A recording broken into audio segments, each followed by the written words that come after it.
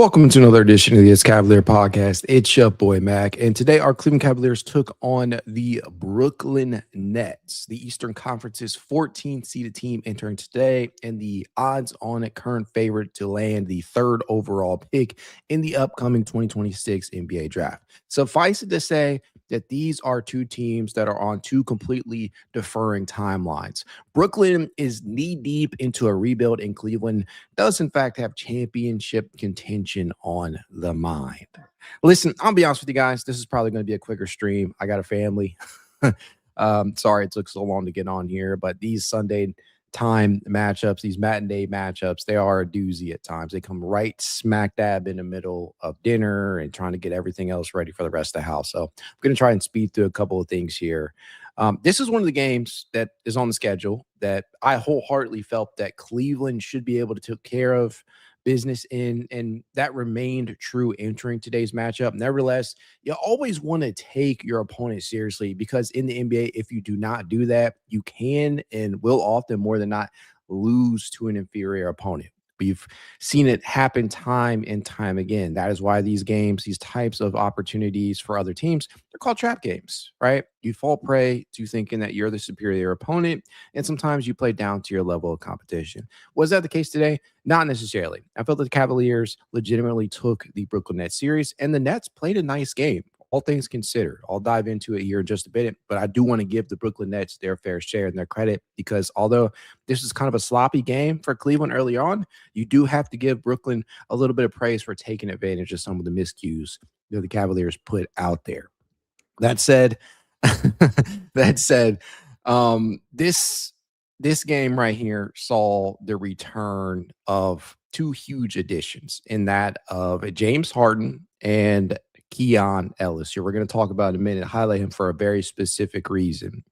This is a sort of get-right game for the Wine and Golders, especially coming directly after that overtime loss to Detroit. One that's got me battling Detroit fans left and right on social media. I've been very, very quick to chirp back at some of these people that have been talking so much shit about the Cavs. But that was a game in which James Harden, Donovan Mitchell, Ellis, and Dean Wade were all unavailable for him. That's without even including the obligatory Max Strus statement, who has not appeared all season. Thankfully, as I mentioned, that was not the case today as Harden and Ellis returned. Now, the return of Harden helped from the onset of this game, as you saw that Harden-Allen pick-and-roll action hurt the Nets from the Cavs' first possession on the floor, which is an awesome sight to see.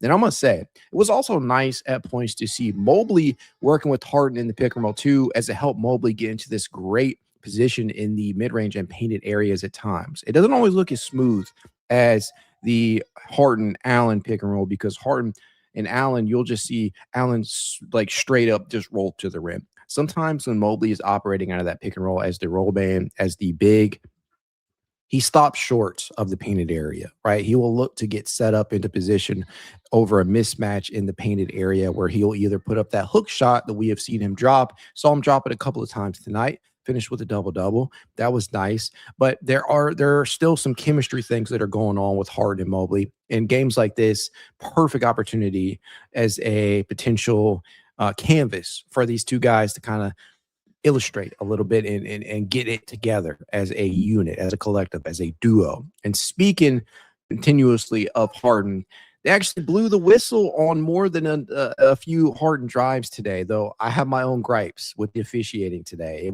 It's been a very mixed bag since we've gotten Harden, right? And in some games where Harden hasn't even appeared in, like the Cavaliers' last game against the Pistons, right? But to see him draw contact today, I think he took 12 free throws. That was a good sight to see.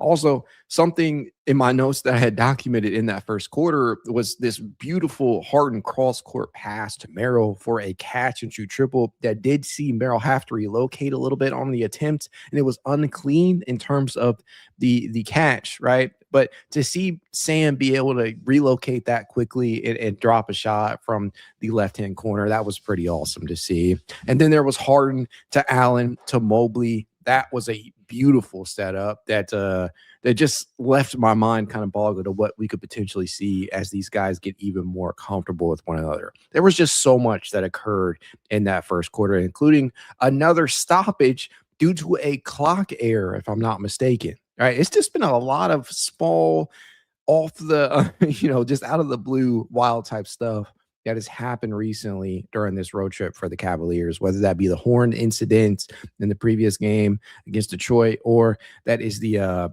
clock stoppage today. Been some weird stuff going on, weird juju. Harden was on the floor for a lot of that, of course. And then there was these reserve minutes that hit, and things were a little less than ideal for a stretch until Dennis Schroeder hit a triple from the left-hand corner, kind of settled things down. Jalen Tyson followed that up with a triple of his own with about 16 seconds left that added to that kind of sense of control in that first quarter. But then Danny Wolf, and let's give Danny some credit here. Let's give Wolf some credit.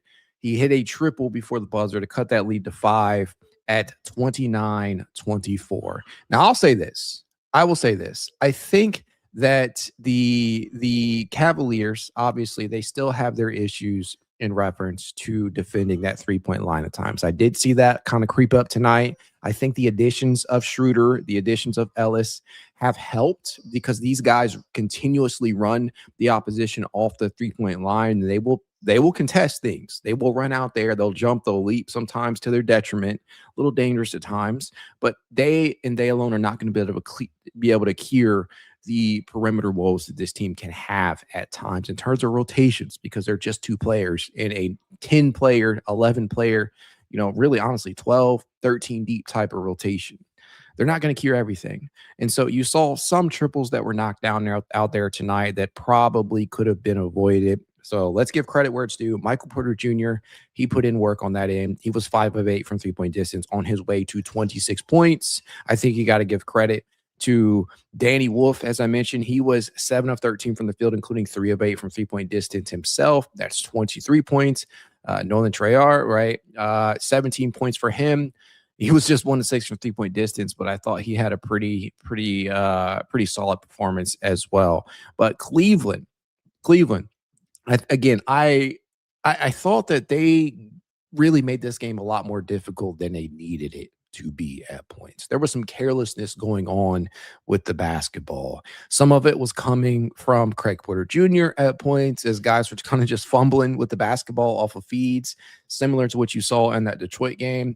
Some of it was just literally the Nets forcing the issue out there, and it resulted in a ton of turnovers in the early going of this game. You got to give Brooklyn their credit in that regard. They forced 7 turnovers within the first 16 minutes of this game, which in turn, Brooklyn, they managed to turn some of those into some points, which led to a pretty substantial momentum shift as Brooklyn started to seize the moment. They would eventually take that lead heading into the half, 52-46. And then coming out of the half, right, the Nets opened things up with an offensive foul, which eventually led to a transition take foul being credited to James Harden, who had knocked down the free throw, if I'm not mistaken, followed by a Harden triple. And it was just more Harden. And then Jarrett Allen. They continuously involved Jarrett Allen in that third quarter. And that was such a sight to see out there for a man who has now scored 20 plus, I believe, in 8 of his last 12. Let that sink in. We're talking about Jarrett Allen here. We're not talking about James Harden. We're not talking about Donovan Mitchell. We're not talking about Evan Mobley. We're talking about Jarrett Allen. Black History Month, Jarrett Allen, right?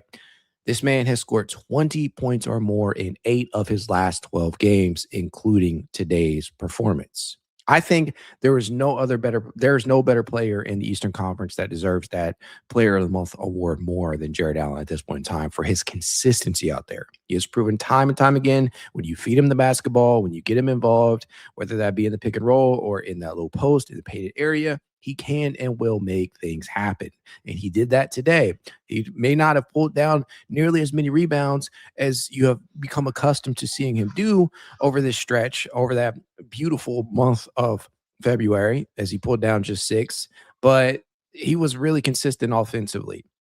He had another game where he got 10 plus field goal attempts and rewarded the Cavaliers with a solid performance, and it ended up resulting in a W for this team, which was always nice to see. It wasn't without its drama, right? Give Brooklyn their fair share, give them their credit. They fought hard.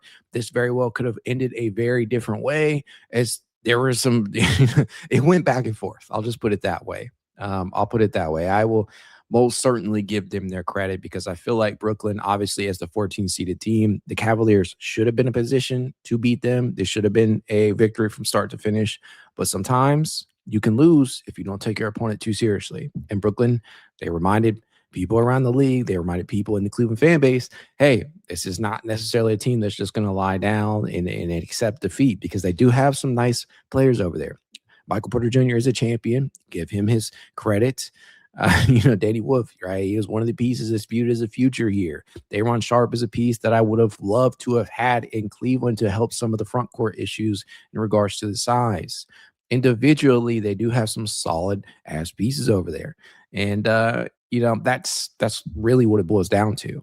Wasn't as smooth of a victory as I would have thought it would have been, but simply getting some of these guys back, getting James Harden back, awesome, as Harden would have a wonderful performance himself, finishing with a really, really fantastic stat line of 22, 9, and 8. It's just the type of stuff you want to see out of a James Harden. It was efficient at that, right? We have seen him have better days, but against the Brooklyn Nets, 22 points, 9 rebounds, 8 assists, was 5 of 9 from the field. So he didn't even take 10 field goal attempts and he still managed to score 20 plus. But that was because of the massive amounts of contact that he drew today. 12 total free throws, knocked down 8 of that. That's 66.7%. He was 4 of 7 from 3-point distance. That's 57.1%. And some of those were contested, right? He got knocked down on one that I thought was that should have been called a foul. He drew a 4-point play in which he also knocked down the freebie, if I'm not mistaken. But this is a man that is so dynamic. Even when he is not shooting a ton of shots, he gets others involved. He is active on the glass. He may not be this quality point of attack defender, but he'll also use his hands to rack up deflections at times. And I was pretty impressed with what we saw from James today, considering that he is dealing with that injury. So credit where it's due. Also, Keon Ellis. Ladies and gentlemen, let us talk about one Keon Ellis because this is a player, when it was announced that he sustained the, I think it was a left index finger fracture, I wasn't quite sure what to expect from him defensively. But lo and behold, Keon Ellis, according to Cavs notes, has become just the 10th player in Cavs history and the first since the 2020-21 season to tally 5 total or 5+ blocks and 3+ steals in a single game. The last Cavalier to do so was Andre Drummond on December 20th or 29th of 2020. That's a name, right? Andre Drummond versus the New York Knicks in a game in which he had 6 blocks and 3 steals. Ladies and gentlemen, we're not talking about a center. We're not talking about some big, huge forward out there at 6'10", 6'11". We're talking about 6'4", 6'5" on a good day, Keon Ellis, who is registering 5+ blocks and 3+ steals. That is, if you count stocks, if you take that into consideration, you put any stock into that literal stocks, he had what is that? What do they consider that? 8 stocks, steals plus blocks. That's crazy. In one game, that is absolutely ridiculous. I cannot for the life of me fathom why Sacramento did not want to hold on to this guy. I understand the timeline and the rebuilding of it all and them wanting to try and expedite that. But clearly, with the pieces they still have on the roster, because they still have DeMar DeRozan, I still think they have Zach LaVine. They still have Sabonis, who is out for the rest of the year, I think. They still have some of these other pieces, Russell Westbrook included. They're essentially like they're stuck in the mud. They're going to have to reevaluate and reconsider come the offseason. And Keon Ellis, and obviously with what's happened with DeAndre Hunter with the eye surgery, and prayers to him, that essentially ruined the rest of his season. He has had a horrific season. Wish him nothing but the best. But they essentially gifted us this wonderful defensive piece in Keon Ellis, along with Dennis Schroeder, who has been a really good pickup in his own right. And it essentially didn't cost the Cavaliers too much of anything. They saved some money in the short term, I suppose, not in the long term necessarily, because of Dennis's contract. And Keon is going to need one, though they have his bird rights. But 5+ blocks and 3+ steals from a guard, that is absolutely ridiculous. And you can consider him a wing if you want, but I I just don't know what to say because it's been phenomenal types of performances on that end since the Cavaliers have acquired him. Taking today's performance into consideration, Keon Ellis with the Cavaliers through 10 games has registered, if I'm not mistaken, 14 total blocks and 11 steals. That is crazy. 14. Yes, 14 blocks and 11 steals in just 10 games. That's ridiculous. That is insane production. I just don't understand how how Sacramento would have wanted to get away from this guy because obviously he's not a star. He will never likely end up being a star, but he is a quality rotational 3 and D wing. And to that point, I understand that it has been hit and miss for him in terms of that three. He only attempted one today. He did not knock it down. He's not necessarily shooting all that efficiently since coming over from Sacramento. And this is honestly hasn't been a great shooting season from him. He shot 36.8% from deep with Sacramento in 43 appearances, which isn't terrible. It's about league average. But since coming over, he has shot 34.4%, not including the attempt today. He's 11 of 33 after today's performance. Not terrible. I think that's, if my math is math, and that's 33.3%.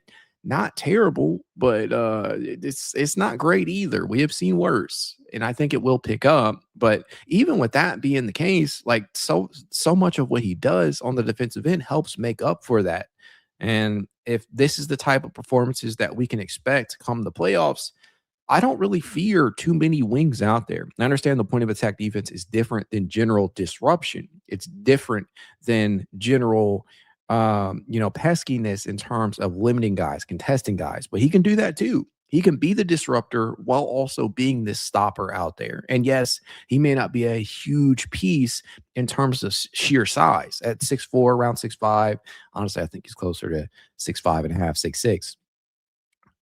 Although all of that is the case, and you won't ask him all the time to be able to play up positions like you would from a player like Dean Wade or Okoro at points in the past, he's more than capable of taking on the opposition's toughest perimeter assignment. And so, been very impressed.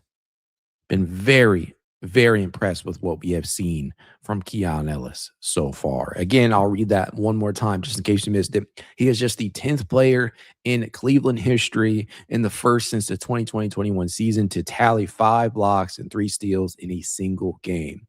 The last Cavalier to do that was Andre Drummond on December 29th of 2020. That was almost 6 years ago when Andre registered 6 blocks and 3 steals. Again, just crazy for a guard / wing to be able to go out there and give you those types of stat lines. So really, really awesome.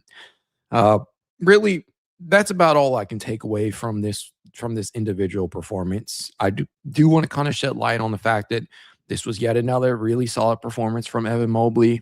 17 points for him, 13 rebounds, another double-double for him, 6 to 12 from the field, 5 to 10 from the charity stripe. If I had one gripe about his performance tonight, it's that the free throws, you got to knock down more of those. Just 50% is not really great, not good even. That's, just 50%.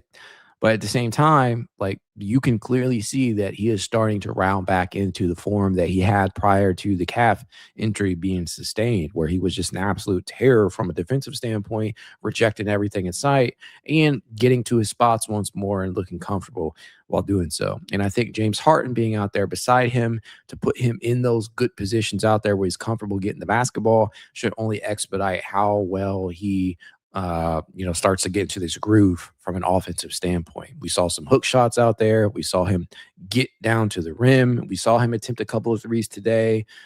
We saw him make some decisive passes out there. I think one of them that stood out to me the most was where he got the ball from beyond the arc. There's literally nobody around him, whether that be from left, front, center, to the right-hand side. They were going to give him the three-point shot if he wanted to pull the trigger, which is kind of, ironically, the same thing that Detroit did on that final possession where he literally had a look at it and just kind of hesitated a little bit. This time around, Brooklyn, they gave him all the space that you would think they were comfortable with giving him, but what that ended up doing is, Sam Merrill. Sam Merrill was to the right of him, kicked the ball out to Sam for a triple that dropped. And speaking of Sam, pretty solid performance from him today, drawing charges out there, scoring 15 points on 5 of 8 from the field, including 4 of 6 from 3-point distance. That was pretty awesome.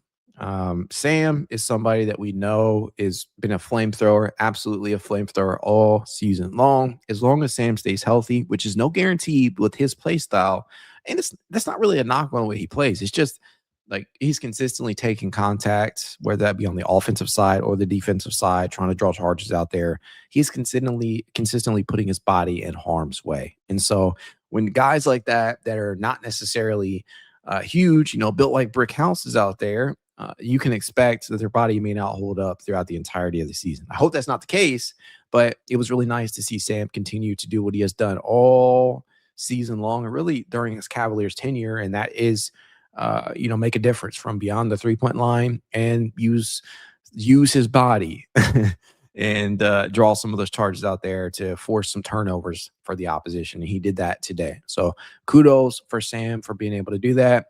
Also want to kind of give a small lob here to Dennis Schroeder, who absolutely struggled against the Milwaukee Bucks. If I'm not mistaken, no, it wasn't the Milwaukee Bucks. It was against the Detroit Pistons. I'm tripping. Really good game against Milwaukee. Terrible performance against the Detroit Pistons. This was kind of a rebound for him. 12 points off that Cavalier bench to go along with 5 assists, 4 of 7 from the field, including 1 of 1 from 3-point distance and 3 of 4 from the line. I thought his command of the offense in that second unit at times it's a little wonky, as I think that played out in the form of some of the possessions that were out there in the second quarter.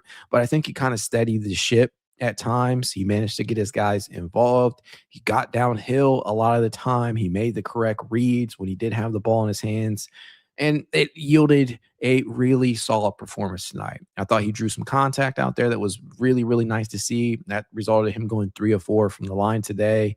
And as long as the thing that I've come to understand about Dennis is as long as you're not asking too much of him, as long as you're not in the Cavaliers at full strength won't.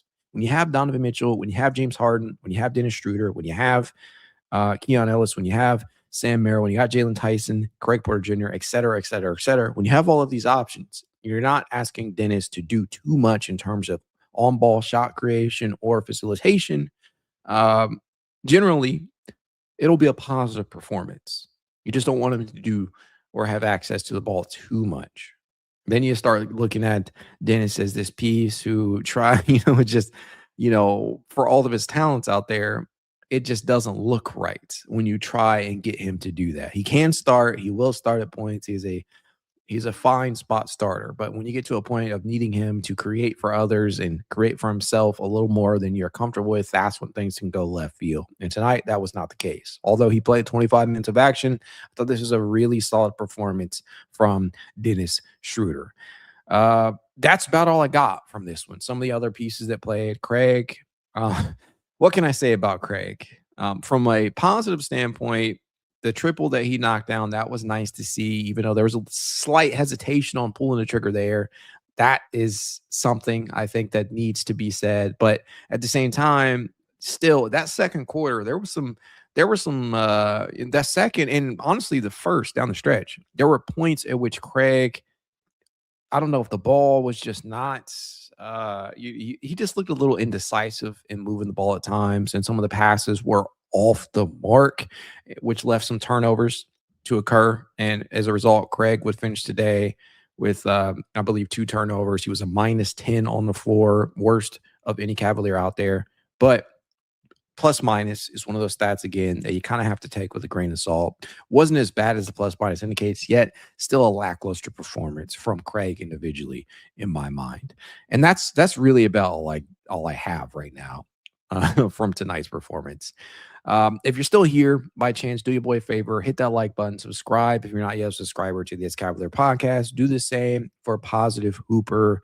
If you're not yet a subscriber there, if you want to support the show in a small but helpful way, consider becoming a member over on Patreon or YouTube. You can do so for as little as $1 a month.